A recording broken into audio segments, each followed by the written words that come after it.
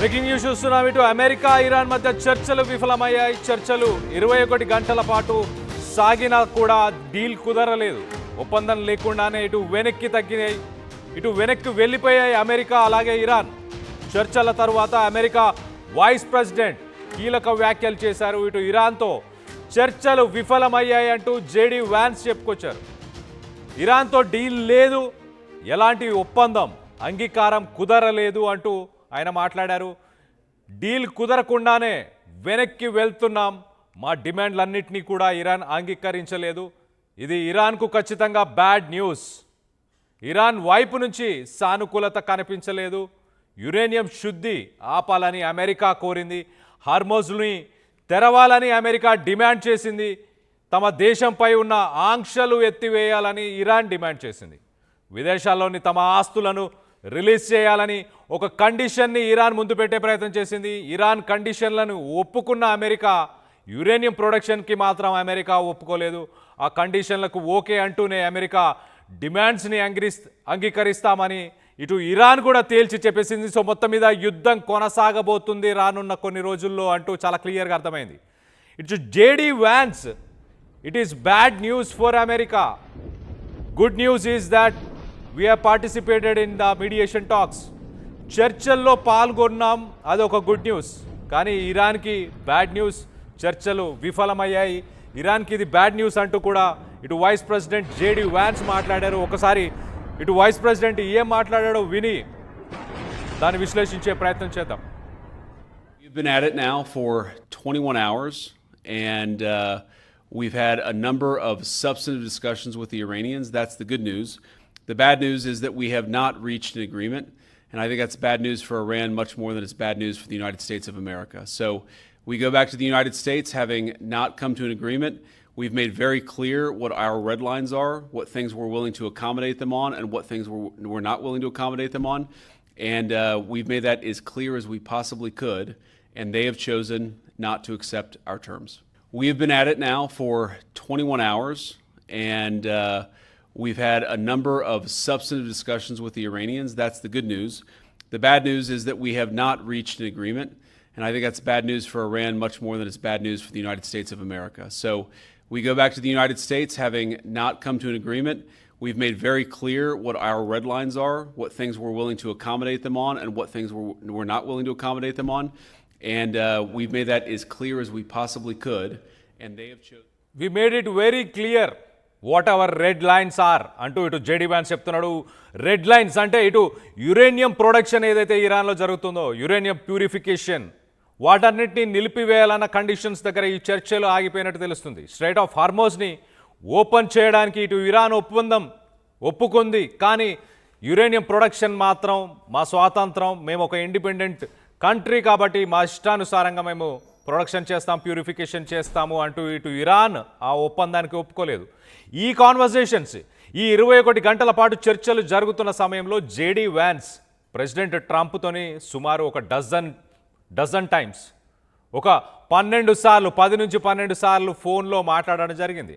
ఎప్పటికప్పుడు ఇరాన్ ఎలాంటి కండిషన్స్ని ముందు పెడుతుంది, ఎలాంటి కండిషన్స్కి ఒప్పుకుంటుంది, ఒప్పుకోవట్లేదు అన్న విషయాలు ఎప్పటికప్పుడు ట్రంప్కి జేడీ వ్యాన్స్ ఫోన్ చేసి మాట్లాడినట్టు తను చెప్పడం జరిగింది. సో మొత్తం మీద ఇటు జేడీ వ్యాన్స్ అలాగే ఆర్మీకి సంబంధించిన చీఫ్స్తోని కూడా జేడీ వ్యాన్స్ మాట్లాడాడు. అంటే ఒకవేళ ఇరాన్ ఈ కండిషన్స్కి ఒప్పుకోకపోతే యుద్ధానికి ఎలా వెళ్ళాలి, నెక్స్ట్ స్టెప్స్ ఎలా ఉండబోతున్నాయి అన్న అంశాలను కూడా ఇటు ట్రంప్ అలాగే అమెరికాకు సంబంధించిన ఆర్మీ చీఫ్స్ వీళ్ళందరూ కూడా ఆ డిస్కషన్స్లో పార్టిసిపేట్ చేశారు. చాలా క్లియర్గా ఇటు అమెరికా ఒక క్లియర్ డెసిషన్ తీసుకుంది. ఇటు ప్రెసిడెంట్ జేడీ వ్యాన్స్ కూడా ఒక మాట మాట్లాడారు. ఆయన good news is we're in deep discussions for last 21 hours, but bad news is for ఇరాన్కి ఇది ఒక బ్యాడ్ న్యూస్. ఇరాన్కి ఖచ్చితంగా సక్సెస్, ఈ చర్చలు సక్సెస్ కాకపోవడం ఒక పెద్ద విషయం, ఒక పెద్ద బ్యాడ్ న్యూస్ అని కూడా చెప్పుకొచ్చే ప్రయత్నం. అంటే బ్యాడ్ న్యూస్ అంటే యుద్ధానికి వెళ్ళబోతున్నారు, స్ట్రైట్ ఆఫ్ హార్మోజ్లో మైన్స్ని తీసేస్తారా, లేకపోతే ఇరాన్లో ఉన్న పవర్ గ్రిడ్స్ని, ఇరాన్లో ఉన్న పవర్ ప్లాంట్స్, ఇరాన్లో ఉన్న న్యూక్లియర్ పవర్ ప్లాంట్స్, ఇరాన్లో ఉన్న బ్రిడ్జెస్, రైల్వేస్, వీటన్నిటినీ కూడా ఇప్పుడు అమెరికా టార్గెట్ చేయబోతుందా? ఇజ్రాయెల్కి ఈ విషయం, నాకు తెలిసి ఇజ్రాయెల్ ఈ విషయంలో చాలా సంతోషంగా ఉండి ఉంటుంది. ఇటు లెబనాన్ పైన ఇజ్రాయెల్ ఇప్పటికీ దాడులని ఆపలేదు, ఇటు ఇరాన్ మీద కూడా దాడులను కొనసాగిస్తుంది. గతంలో కూడా మనం చూసాం. ఇటు ట్రంప్ మరో పక్కన ట్రంప్ మాట్లాడిన మాటలు ఒక్కసారి వినే ప్రయత్నం చేద్దాం, అది కూడా విశ్లేషించే ప్రయత్నం చేద్దాం. సో డిస్కషన్స్ మధ్యలో జేడీ వ్యాన్స్ ఒక 10-12 సార్లు ఇటు ట్రంప్తో కూడా మాట్లాడాడు. ట్రంప్ ఏం మాట్లాడుతున్నాడో ఒక్కసారి వినే ప్రయత్నం చేద్దాం. విన్న తర్వాత అసలు ట్రంప్, జేడీ వ్యాన్స్ ఇప్పుడు ఇచ్చిన స్టేట్మెంట్స్, ట్రంప్ మాట్లాడిన మాటలు రెండింటిని కోరిలేట్ చేసి ఒకసారి విశ్లేషించే ప్రయత్నం చేద్దాం. We're going to see what happens. We're in very deep negotiations with Iran. We win regardless. We've defeated them militarily. They've dropped a couple of water mines. You call them water mines in the boat. We've defeated all of their water boats too. Their Navy has gone 158 ships. They have 28 water droppers, mine droppers they call them. All of them are sunk. They probably have a couple of mines in the water. We have mine sweepers out there. We're sweeping the strait. In addition to that, we're negotiating. Whether we make a deal or not makes no difference to me. And the reason is because we've won. Whether you listen to the fake news or not, you know, it's amazing. Their credibility is down to 13%. The media credibility down to 13%. Think of it. We defeated their Navy. We defeated their Air Force. We defeated their anti-aircraft. We defeated their radar. We defeated their leaders. Their leaders are all dead. And now all we do is we'll open up the strait even though we don't use it because we have a lot of other countries in the world that do use it that are either afraid or weak. ఇటు president Trump చాలా క్లియర్గా వాళ్ళ నేవీని ధ్వంసం చేసేసాం, వాళ్ళ air ఫోర్స్ని ధ్వంసం చేసేసాం, వాళ్ళ రాడర్ సిస్టమ్స్ని ధ్వంసం చేసేసాం. ఈ మైన్స్ ఏవైతే స్ట్రైట్ ఆఫ్ హార్మస్లో ఈ మైన్స్ పెట్టే షిప్స్ ఏవైతే ఉన్నాయో 158 షిప్స్ని కూడా కూల్ చేశాము. వాళ్ళ దగ్గర మిలిటరీ పరంగా ఇరాన్ పైన చేయాల్సిన అచీవ్మెంట్స్ అన్నీ కూడా మేము అచీవ్ చేసాం. స్ట్రైట్ ఆఫ్ హార్మోస్ నుంచి ఒక్క చుక్క ఆయిల్ కూడా అమెరికా కొనుగోలు చేయదు. నాటోకు సంబంధించిన దేశాలు మాత్రమే కొనుగోలు చేస్తున్నాయి, మిగతా దేశాలు కొనుగోలు చేస్తున్నాయి. సో వాళ్ళే ఇబ్బంది పడేది, మాకు ఎలాంటి ఇబ్బంది లేదు, మాకు ఎలాంటి ప్రాబ్లం లేదు, అసలు స్ట్రైట్ ఆఫ్ హార్మోస్ ఓపెన్ ఉన్నా క్లోజ్ ఉన్నా మాకు సంబంధం లేదు. ఇటు నాటోకు సంబంధించిన కంట్రీస్ హెల్ప్ చేయలేదు, వాళ్ళ అవసరం ఉంటే వాళ్ళు చేసుకుంటారు అంటూ ఇటు ట్రంప్ సెన్సేషనల్ విషయాలు మాట్లాడినట్టు చెప్పొచ్చు.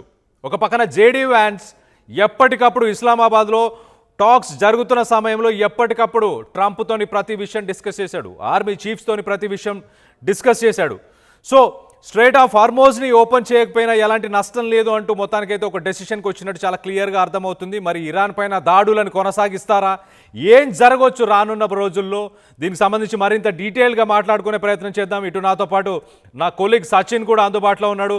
సచిన్తో మాట్లాడి మరింత డీటెయిల్గా అనలైజ్ చేసే ప్రయత్నం చేద్దాం. సచిన్, ఇటు నో డీల్ అంటూ జేడీ వ్యాన్స్ చెప్తున్నాడు, బ్యాడ్ న్యూస్ ఫర్ ఇరాన్ అంటూ కూడా చెప్తున్నాడు.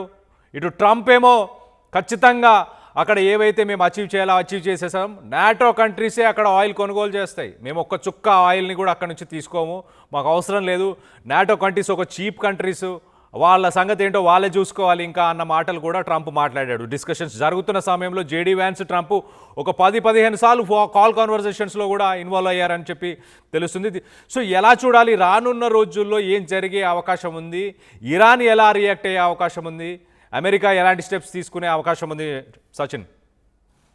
రైట్, చాలా ఇంట్రెస్టింగ్ డెవలప్మెంట్ కింద చెప్పుకోవాలి కళ్యాణ్. ముందుగా ఏంటంటే న్యూక్లియర్ డీల్ గురించి మాట్లాడుకున్న సందర్భం అమెరికాకి తెలుసు, ఎందుకంటే వాళ్ళు పెట్టిన 15 డిమాండ్స్ లో 4 డిమాండ్స్ అయితే న్యూక్లియర్ సంబంధించి ఉన్నాయి. And the very first demand గురించి మాట్లాడుకుంటే వాళ్ళు ఫస్ట్ న్యూక్లియర్ ప్రోగ్రామ్ ఆపేయాలి, ఎండ్రిస్డ్ యురేనియం ని ఐసి అంటే ఇంటర్నేషనల్ అటామిక్ ఎనర్జీ ఏజెన్సీ దీనికి అప్పచెప్పేయాలి అనేది వాళ్ళ మొట్టమొదటి ప్రతిపాదన. అండ్ రెండోది వచ్చినప్పుడు న్యూక్లియర్ సంబంధించి మాట్లాడుకున్నప్పుడు నతాంజ్, ఫోర్డో, ఇస్ఫహాన్ ఈ 3 ప్లాంట్స్ ని పూర్తిగా ధ్వంసం చేయాలి అంటే చెప్పుకొచ్చారు. అండ్ దాని తర్వాత మూడో పాయింట్కి వచ్చినప్పుడు పూర్తిగా IAEA అంటే ఇంటర్నేషనల్ అటామిక్ ఎనర్జీ ఏజెన్సీ వీళ్ళ పరిధిలోకి వెళ్ళిపోవాలి అనేది. ఇక ఆ తర్వాత లాస్ట్ ఆఖరిది బుషెహర్. ఇవన్నీ జరిగితే కనుక ఈ బుషెహర్ న్యూక్లియర్ ప్లాంట్ కి అంటే న్యూక్లియర్ పవర్ కి అమెరికా సపోర్ట్ ఇస్తుందని చెప్పి. సో ఇక్కడ ఏ అంశం గత కొన్ని రోజులుగా డిస్కషన్కి వస్తుంది. బట్ అమెరికా ఇది తెలిసి చేస్తుందా, తెలియక జరిగిందా, లేకపోతే ఇదొక బుద్ధి తక్కువ చర్య? ఎందుకు ఈ మాట నేను అంటున్నానంటే ఎప్పుడో ఒబామా టైంలో ఒక డిస్కషన్ జరిగిందండి. ఇన్ఫాక్ట్ ఒక విధంగా చెప్పాలంటే ప్రొడక్టివ్ డిస్కషన్ కింద మాట్లాడుకుంటారు. దాన్ని joint comprehensive plan of action JCPOA ఇది 2015లోనే జరిగింది. దాని ప్రకారం చూసుకుంటే కనుక వాళ్ళు కేవలం న్యూక్లియర్ పవర్ కే డిఫైన్ అవుతామని చెప్పుకొచ్చారు. డౌట్ ఉంటే ఇంటర్నేషనల్ అటామిక్ ఎనర్జీ ఏజెన్సీ పరిధిలోకి వెళ్తుంది, వాళ్ళు పర్యవేక్షించవచ్చు. ఇది కండిషన్ అయితే అప్పుడు ఉండింది. సో ఇప్పుడు ట్రంప్ సాధించింది ఏంటి, ఈ డీల్ ద్వారా ట్రంప్ చెప్పాలనుకుంది ఏంటి అనేది క్లియర్ గా అర్థమవుతుంది. ఇక్కడ కూడా ఇరానే పై చేయి సాధించిందా అని క్వశ్చన్ మార్క్ రైజ్ అవుతుంది. సక్సెస్ అయింది అనేది, ఎందుకంటే ప్రపంచానికి ఇరాన్ ఎమోషనల్ గా చూపించగలిగింది. ఎందుకంటే నిన్న మీరు చూడొచ్చు, ఎవరైతే చిన్నారులు 160 మంది చనిపోయారో వాళ్ళ ఫోటోలను పంపించడం ద్వారా ఎమోషనల్ గా వాళ్ళ పెయిన్ ని చూపించుకునే ప్రయత్నం చేస్తుంది. దాంతో పాటు ఇండైరెక్ట్ డిస్కషన్స్ కి వెళ్ళడం కూడా అక్కడ దాదాపుగా సక్సెస్ అయింది అనుకోవాలి. ఇక మూడో పాయింట్ మాట్లాడుకుంటే వాళ్ళు వేస్తున్న బ్లేజర్స్, వాళ్ళు వేస్తున్న వాళ్ళు ధరించిన దుస్తుల్లో ఇటు సుప్రీం లీడర్ ఆయతుల్లా అలీ ఖమేనీ, మరణించిన ఆయతుల్లా అలీ ఖమేనీ ఫోటో, అలాగే ప్రస్తుత సుప్రీం లీడర్ మొస్తాబా ఖమేనీ ఆ ఇమేజెస్ ని పోస్ట్ చేసుకున్నారు. So Iran is very clear, ఇది సక్సెస్ కాదనే నిన్నటి నుంచి చర్చ జరిగింది. అంటే జియో పాలిటిక్స్ అనలైజ్ చేసే వాళ్ళందరికీ చాలా క్లారిటీ ఉన్న అంశం ఏంటంటే కనుక ఎక్కడ అమెరికా ఇరాన్ ఒప్పించలేదు. అండ్ ఫెయిల్యూర్ గా మాట్లాడుకుంటే కళ్యాణ్, ఇది అమెరికా ఫెయిల్యూరా లేకపోతే ఇరాన్ ఫెయిల్యూర్ అనడం కన్నా నేను మధ్యవర్తి అని చెప్పుకున్న పాకిస్తాన్ ఫెయిల్యూర్ ఇది క్లియర్ గా చెప్పుకోవాలి. ఎందుకంటే ఒప్పించడంలో చాలా గొప్పగా పోయింది, ఇది ఏకంగా ఎక్కడికో తీసుకువెళ్ళిపోయింది. ఇప్పుడు నా పాయింట్ అనుకోవట్లేదు, పాక్ జర్నలిస్టులు చాలా రెక్లెస్ పాయింట్స్ ని తెర మీద తీసుకురావడం జరిగింది. But coming back to the subject relate again, విషయం ఏంటంటే ఇది ఫెయిల్యూర్ గురించి మాట్లాడుకుంటే చాలా రోజుల తర్వాత అమెరికా కూడా వస్తుంది.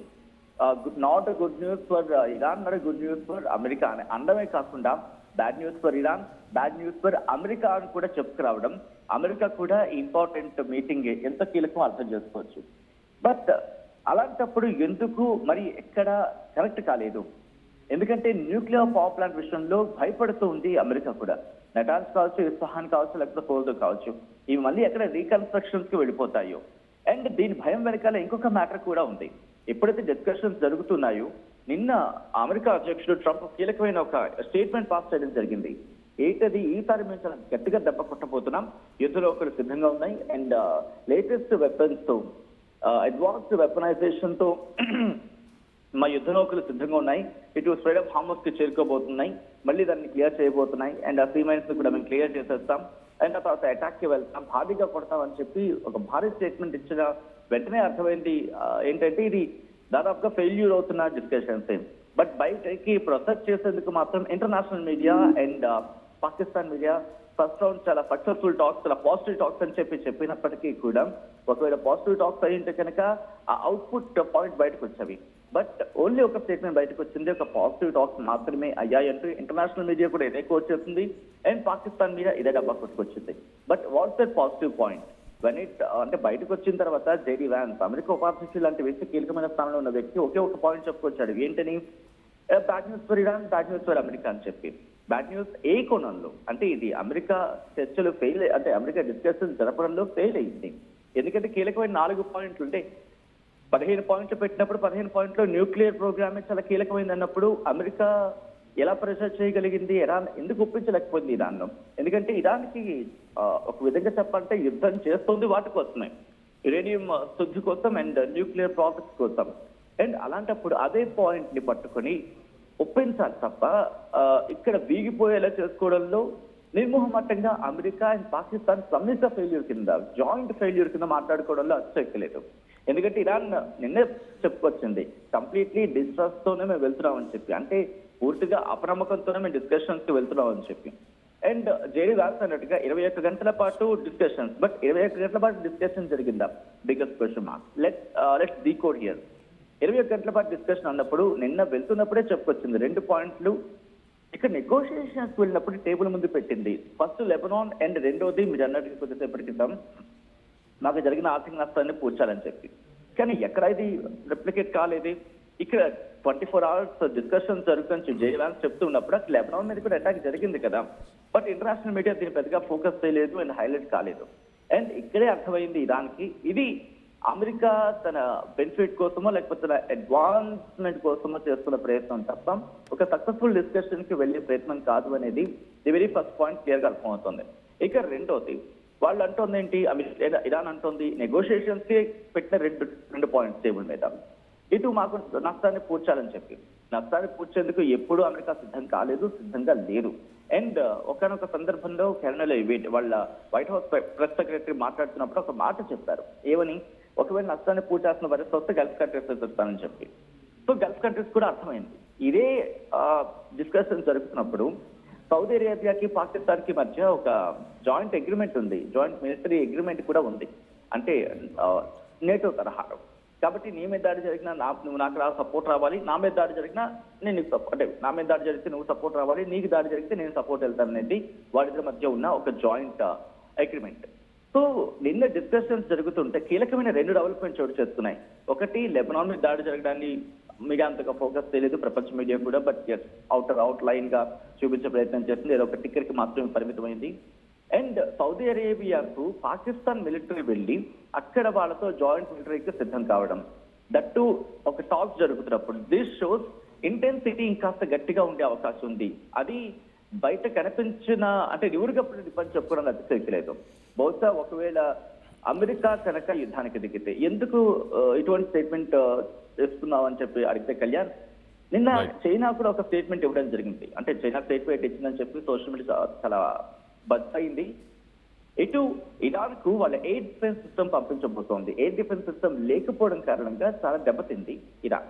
అంటే అంత యాక్టివ్ ఎయిర్ డిఫెన్స్ సిస్టమ్ లేదు. సో ఇప్పుడు ఎయిర్ డిఫెన్స్ సిస్టమ్ వచ్చిన తర్వాత ఇరాన్ మరింత స్ట్రాంగ్ అయ్యే అవకాశం ఉంది. ఎయిర్ డిఫెన్స్ సిస్టమ్ అంటే ఎవరైనా కొత్తగా వాళ్ళకి ఏంటంటే, అటు నుంచి ఒక మిసైల్ వస్తే ఇది గాల్లోనే వాటిని టార్గెట్ చేస్తే విదిన్ ఫ్రాక్షన్ ఆఫ్ సెకండ్స్ తో దాన్ని కాకపోతే మినిట్స్ తో దాన్ని టార్గెట్ చేసుకుని దాన్ని సెలెక్ట్ చేసుకుని వాటిని గాల్లోనే ఫెయిల్ చేస్తుంది. కాబట్టి ఇంతటి యాక్టివిటీ నిన్న ఒక్క రోజులోనే జరిగింది. ఈ 24 hours ఆఫ్ డిస్కషన్స్ గురించి జేడీ వాన్స్ మాట్లాడుతున్న క్రమంలోనే బ్యాక్గ్రౌండ్ లో జరిగిన పని ఇదంతా. సో ఎవరిని నమ్మడం లేదు. నమ్మకుండా వచ్చిన నెగోషియేషన్స్ కి పాకిస్తాన్ కనీసం ఇక్కడ పూర్తి స్థాయిలో తన సోకాల్డ్ మధ్యవర్తిత్వం, ఎందుకంటే ఇక్కడ ఒక మాట మళ్ళీ ప్రస్తావించాలి. ఆసిమ్ మునీర్ ప్రయత్నాలు, అంటే ఒక డిఫెన్స్ అంటే ఆర్మీ చీఫ్ గా ఉన్న ఆసిమ్ మునీర్ డిస్కషన్స్ కు ముందుకు రావడం అఫ్ కోర్స్ నచ్చకపోయి ఉండొచ్చు ఇరాన్కి కూడా. ఎందుకంటే ఇదే ఆసిమ్ మునీర్ అమెరికాతో హస్తం కలిపాడు, మేము చేయగలుపుతూ ఉన్నాడు ప్రతి దానికి.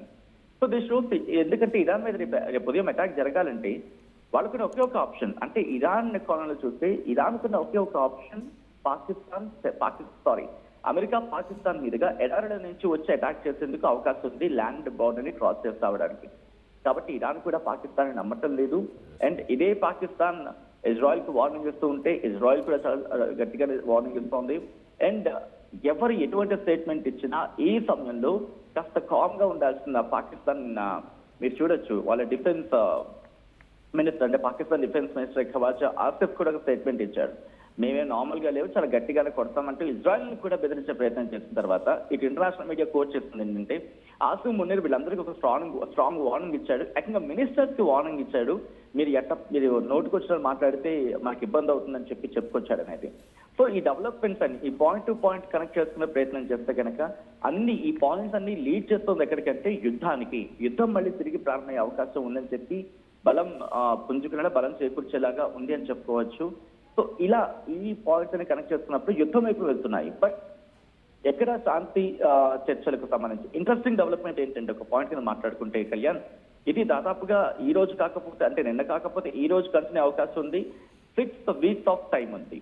6 వారాల పాటు జరగాల్సిన శాంతి చర్చలు మొదటి రోజే మోటు కట్టి అటకెక్కించడం అంటే కనుక అర్థమవుతుంది no one is serious here about the peace of. Because ఇక్కడ ఇంకొక విషయం మాట్లాడుకోవాలి, పాకిస్తాన్ హైలైట్ అవుతుంది తప్ప డిస్కషన్స్ సంబంధించి మీడియేటర్ గా లేకపోతే మెసెంజర్ గా ఇక్కడ ఉన్నవి ఐ థింక్ ఈజిప్ట్ ఉండింది, ఈజిప్ట్ తో పాటు టర్కీ కూడా ఉండింది.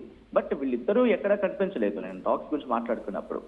అండ్ బహుశా నెక్స్ట్ టాక్స్ అక్కడ జరగాల్సి ఉంటుందేమో బహుశా. అండ్ బట్ ఇవేమీ జరగకుండా మొదటి రోజే మోటు కట్టి అటకెక్కించేసారు పీస్ టాక్స్ అంటే కనుక it shows even Pakistan is not so serious. వీళ్ళకి ఏంటంటే తనేదో అంటూ ఉంటారు కదా, వాళ్ళ ఉనికిని కాపాడుకునేందుకు ప్రయత్నంలో భాగంగా మాత్రం చేసిన ప్రయత్నంలో ఉంది తప్ప it's not a serious attempt అనేది మాత్రం అర్థం చేసుకోవచ్చు. అండ్ అమెరికా జేడీ వ్యాన్స్ ని పంపించడం వెనకాల అర్థమైంది. బికాస్ జేడీ వ్యాన్స్ ఫస్ట్ నుంచి యుద్ధానికి వ్యతిరేకంగానే ఉన్నాడు. ఇది నేనన్నమాట కాదు, ట్రంప్ స్వయంగా చెప్పుకొచ్చాడు. నాకు జేడీ వ్యాన్స్ కి మధ్య యుద్ధ విషయంలో కాస్త డిఫరెన్సెస్ ఉన్నాయి, ఎక్కడ జేడీ వ్యాన్స్ ఇంట్రెస్ట్ గా లేడు యుద్ధానికి అని చెప్పి టేకింగ్ నోట్ అంటే చెప్పుకొచ్చాడు. బట్ అదే జేడీ వ్యాన్స్ ఇప్పుడు పంపించడం మనకి అలా అర్థం చేసుకోవచ్చు. సమ్ వాట్ డిస్కషన్స్ అంటే అన్సాటిస్ఫైడ్ అనే అవుట్పుట్ రావడం కారణం ఎక్కడో కోఆర్డినేషన్ కమ్యూనికేషన్ లెస్ కోఆర్డినేషన్ కావచ్చు, ఇక్కడ మిస్ అవుతుందేమో. బట్ కనెక్టింగ్ పాయింట్ నుంచి మాట్లాడుకుంటే ఇది మళ్ళీ యుద్ధానికి లీడ్ చేసే అవకాశమే చాలా ఎక్కువ శాతం కనిపిస్తోంది. ఎందుకంటే ఎవరికెవరు ఒక విధంగా చెప్పాలంటే ఒక కామన్ పాయింట్ కి రావటం లేదు. ఎక్కడ చూసినా మా పంతం నెగ్గాలని కోణంలోనే ఉన్నారు. అండ్ ఎక్కువగా వేలు చూపిస్తోంది అమెరికా వైపు. ఎందుకంటే యుద్ధం ప్రారంభించింది మీరు కాబట్టి తలగ్గాల్సింది ఎక్కడో చోట కాంప్రమైజ్ కి రావాల్సింది మీరే అని చెప్పి ప్రపంచం అమెరికాకు చెబుతూ ఉన్నప్పటికీ అమెరికా లేదు, ఇది నేను ప్రపంచం కోసం చేస్తున్న ఒక బిగ్ రిస్క్ అంటూ చెప్పుకొస్తాం. సో చూస్తూ ఉంటే కనుక ఇది మళ్ళీ బిగ్గెస్ట్ అటాక్ కి దారి చేసే అవకాశం కనిపిస్తోంది. But it will take time. ఎందుకంటే మొన్నే జరిగింది కాబట్టి ఇటువైపు రెండు పక్షాలు కూడా పెద్ద నష్టాన్ని చవిచూస్తాయి. కాబట్టి తిరిగి పుంజుకోవడానికి సమయం సఫిషియంట్ టైం తీసుకొని తిరిగి అటాక్ వెళ్ళే అవకాశం ఉందని కూడా లేదు ఇక్కడ Kalyan. Right Sachin, thanks for the latest update. Sachin చెప్పినట్టు ఫ్లాష్ పాయింట్స్, ఇటు యురేనియం ప్రొడక్షన్ ఏదైతే ఇరాన్లో జరుగుతుందో ఆ యురేనియం ప్యూరిఫికేషన్, ఆ ప్రొడక్షన్ని నిలిపివేయాలంటూ ఇటు అమెరికా ఆ పాయింట్ని ముందుకు తీసుకొచ్చే ప్రయత్నం చేసింది. కానీ ఇరాన్ మాత్రం ఏమాత్రం కాంప్రమైజ్ అవ్వట్లేదు. ఖచ్చితంగా యురేనియం ప్రొడక్షన్ చేస్తాను, ఒక న్యూక్లియర్ బాంబుని కూడా తయారు చేస్తాను అన్న ఉద్దేశంతోనే ఇటు ఇరాన్ అక్కడ ఆ రెస్ట్రిక్షన్స్ని ఒప్పుకోలేదు. At the same time Iran మరొన్ని రెస్ట్రిక్షన్స్, ఇటు లెబనాన్ పైన స్ట్రైక్స్ని ఆపేయాలి. అలాగే ఖతర్ బ్యాంకులో ఇరాన్కి సంబంధించిన అసెట్స్, ఫైనాన్షియల్ అసెట్స్, ఇరాన్కి సంబంధించిన డబ్బులని సీజ్ చేసింది అమెరికా, వాటిని కూడా రిలీజ్ చేయాలి. అలాగే యుద్ధంలో ఏదైతే నష్టపోయామో వాటికి నష్టపరిహారంగా కొన్ని బిలియన్స్ ఆఫ్ డాలర్స్ని కట్టాలి అమెరికా అంటూ కూడా ఇరాన్ ఇలాంటి కొన్ని కండిషన్స్ని ముందుకు తీసుకొచ్చింది. వాటన్నిటికీ జేడీ వ్యాన్స్ ఒప్పుకోలేదు. జేడీ వ్యాన్స్ ఎప్పటికప్పుడు ట్రంప్తోనే డిస్కషన్స్ చేస్తూ ఇలాంటి సిచ్యువేషన్ ఉంది అంటూ ట్రంప్కి అప్డేట్ చేశాడు. ట్రంప్ అలాగే సెంట్కామ్కి సంబంధించిన కొంతమంది ఆర్మీ ఆఫీషియల్స్ వీళ్ళతో కూడా చర్చలు జరిపాయి. ఒక పక్కన చర్చలు విఫలమవుతున్నాయన్న సమయంలోనే ఇటు అమెరికాకు సంబంధించిన కొన్ని మైన్ స్వీపర్స్, అంటే స్ట్రైట్ ఆఫ్ హర్మోజ్లో ఏదైతే మైన్స్ని ఇరాన్ ఏర్పరిచిందో, ఇరాన్కి సంబంధించిన ఇస్లామిక్ రెవల్యూషనరీ గార్డ్స్, ఆ మైన్స్ని తొలగించడానికి మైన్ స్వీపర్స్ అంటూ కొన్ని షిప్స్, నేవీకి సంబంధించిన షిప్స్ ఉంటాయి, అమెరికన్ నేవీ షిప్స్. ఆ నేవీ షిప్స్తోని ఇప్పుడు స్ట్రైట్ ఆఫ్ హర్మోజ్లో మొదటగా ఆ మైన్స్ని తొలగించే ప్రయత్నంలో అమెరికా ఉన్నట్టు తెలుస్తుంది. మరో పక్కన అమెరికాకి వార్నింగ్ ఇచ్చింది ఇరాన్. ఒకవేళ మైన్ స్వీపర్స్ని లాంచ్ చేస్తే, ఆ మైన్స్ని తొలగించాలని ప్రయత్నం చేస్తే ఖచ్చితంగా దానికి రిటాలియేషన్ ఉంటుంది. ఆ షిప్స్ అన్నిటిని కూడా కూల్ చేస్తాం, ధ్వంసం చేస్తాం అంటూ కూడా ఇటు ఇరాన్ స్టేట్మెంట్ పాస్ చేసింది. మరోపక్కన ఇటు ఇంటర్నేషనల్ ఒకసారి మనం చూస్తే కనుక ఇటు వెస్టర్న్ కంట్రీస్, ఇటు రష్యా కానీ చైనా కానీ ఇరాన్కి సపోర్ట్ చేస్తున్నాయా? సపోర్ట్ చేస్తే వాటిపైన, అలాగే ఇటు ఇరాన్ పైన కూడా ఆంక్షలని తీసుకొస్తామంటూ ఇటు అమెరికా ఆలోచిస్తుంది. మరోపక్కన వారు ఉధృతంగా మారబోతుంది చాలా క్లియర్గా. ఇటు JD vans it is a bad news for Iran అంటూ చెప్పుకొస్తున్నాడు. ఇజ్రాయెల్ ఇటు లెబనాన్ మీద చేస్తున్న స్ట్రైక్స్ని కొనసాగిస్తూ ఇరాన్ పైన కూడా ఈ నేపథ్యంలో స్ట్రైక్స్ని మొదలుపెట్టే అవకాశం ఉంది. గల్ఫ్ దేశాలపైన ఇరాన్, అలాగే యాక్సిస్ ఆఫ్ రెసిస్టెన్స్, ఇరాన్కి సంబంధించిన military forces, Houthis, Hezbollah, Hamas, ఇలాంటి ఫోర్సెస్ అన్నీ కూడా గల్ఫ్ దేశాలపైన కూడా వార్ని కంటిన్యూ చేసే అవకాశం ఉంది. ఈ నేపథ్యంలో మనం చూస్తే ఒక మల్టీ ఫ్రంట్ వార్గా మారబోతుంది. ఇటు హెజ్బుల్లా, లెబనాన్లో ఉన్న హెజ్బుల్లా, హౌతీస్, హమాస్, అలాగే ఇరాన్, ఇజ్రాయెల్, గల్ఫ్ కంట్రీస్, ఇవన్నీ కూడా ఈ మల్టీ ఫ్రంట్ వార్లో ఇవన్నీ కూడా ఇన్వాల్వ్ అవబోతున్నాయి. మరోపక్కన అమెరికాకు సంబంధించిన సెంట్రల్ కమాండ్ ఇటు ప్రస్తుతానికి ఒక డిఫెన్సివ్ మోడ్లో, గల్ఫ్ కంట్రీస్ నుంచి ఒక డిఫెన్సివ్ మోడ్లో, ఇరాన్ నుంచి వచ్చే మిసైల్స్ని అడ్డుకునే ప్రయత్నం ప్రస్తుతానికి ఒక డిఫెన్స్ మోడ్లో ఇటు అమెరికన్ సెంట్రల్ కమాండ్ పనిచేసింది. కానీ రానున్న రోజుల్లో ఒక అగ్రెసివ్గా, ఒక అఫెన్సివ్ స్టాండ్ తీసుకునే అవకాశం ఉంది. 5,000 మంది ఇటు యుఎస్ఎస్ ట్రిపోలి, జపాన్ నుంచి అమెరికాకు సంబంధించిన నేవీ సీల్స్ని ప్రస్తుతానికి గల్ఫ్ ఆఫ్ ఒమాన్ పరిసర ప్రాంతాల్లో మోహరించి ఉన్నారు. గల్ఫ్ దేశాల్లో 50,000కు పైగా అమెరికాకు సంబంధించిన సోల్జర్స్ ఉన్నారు. వీరందరితోని యుద్ధానికి వెళ్ళబోతున్నారా? ఇటు ఇరాన్లో ఉన్న ఇస్ఫహాన్, నతాన్స్ ఇలాంటి న్యూక్లియర్ సైట్స్, వాటి మీద స్ట్రైక్ చేసే అవకాశం ఉందా? గతంలో బుషేర్ న్యూక్లియర్ పవర్ ప్లాంట్ పరిసర ప్రాంతాల్లో కూడా అమెరికా స్ట్రైక్స్ని కండక్ట్ చేసింది. రష్యన్స్ సెటప్ చేసిన ఆ న్యూక్లియర్ పవర్ ప్లాంట్ అని చెప్పొచ్చు. రష్యన్స్ అమెరికాకు సంబంధించి ఇటు ఇరాన్లో రష్యన్సే ఆ న్యూక్లియర్ పవర్ ప్లాంట్ని సెటప్ చేశారు. రష్యన్ సైంటిస్టులు అక్కడ ఉండి పనిచేస్తున్నారు. కానీ రష్యన్ ఒక వారం రోజుల కింద రష్యన్ ప్రభుత్వం ఆ రష్యన్స్ అందరినీ కూడా వెనకకి తీసుకువెళ్ళింది. వాళ్ళందరినీ ఆ దేశం వదిలి రావాలంటూ కోరింది. యుద్ధం ఇంకా భీకరంగా మారబోతుందా? ప్రపంచంలో ఆయిల్ ప్రైసెస్ ఒక్కసారిగా ఆకాశాన్ని అంటుతున్నాయి. స్టాక్ మార్కెట్స్ కుప్ప కూలిపోతున్న పరిస్థితి ప్రస్తుతానికి. దీనికి సంబంధించి మీరేమనుకుంటున్నారు? ఈ శాంతి చర్చలు విఫలించడంతో నెక్స్ట్ మూడో ప్రపంచ యుద్ధం ఖచ్చితంగా కొనసాగబోతుందని మీరు భావిస్తున్నారా? దీనికి సంబంధించి మీ అభిప్రాయాలు ఏంటనేది కింద కామెంట్ రూపంలో తెలియపరచండి.